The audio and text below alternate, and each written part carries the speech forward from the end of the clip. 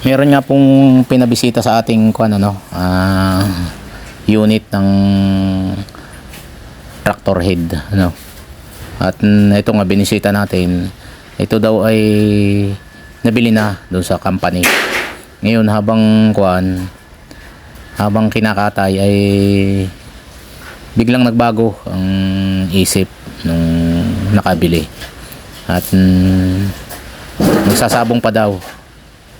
So pinahanapan niya ng bibili at yun nga, may pumunta nga sa atin na at pinatingnan sa atin. So eto, sinilip natin, baka may nangangailangan dyan ng pyesa, no, ng ganitong unit. Ito ay Hino, no, at ayan nga, buong buo pa yung salamin niya, yung yung pinakaulo niya. Yan, binibidyohan ko yung pinakaloob. So yan, yung gulong niya. Yung huli, dapat yan yan eh.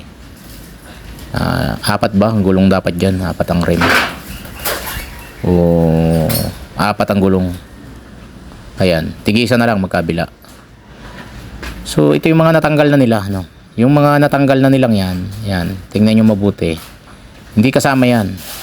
So ito lang ang kasama. Ito yung isang unit, no. Ayan, apat pa rin ang ang gulong sa huli. Tapos wala na siyang pang ibabaw, yung nasa ibabaw ng block, ano ba 'yon? Cylinder head ba 'yon? Tanggal na. Ayan. Tanggal na yung ayan. Tanggal na rin ang kanyang transmission. Ano? Wala na siyang transmission. So ayan na lang ang makukuha ay yung chassis, tapos yung pinaka differential niya, ayan. Tapos yung mismong makina, ano, wala nang transmission. Wala na ring mga flooring. So kung may interesado diyan, PM lang kayo sa akin. Baka magkasundo tayo. Ayun. O kaya baka may kailangan kayong pyesa, PM lang kayo. Ayan yung niya, pangailalim niya. Tractor head po yan ng Hino trailer. So yan yung mga natanggal, no? Hindi kasama yan. Nililinaw ko lang po, hindi kasama yan. Lahat ng mga natanggal na nila hindi kasama, no? Yan. Biglang nagbago isip ng nakabili at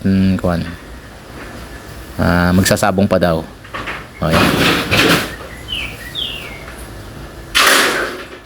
Yan yung isa, yan.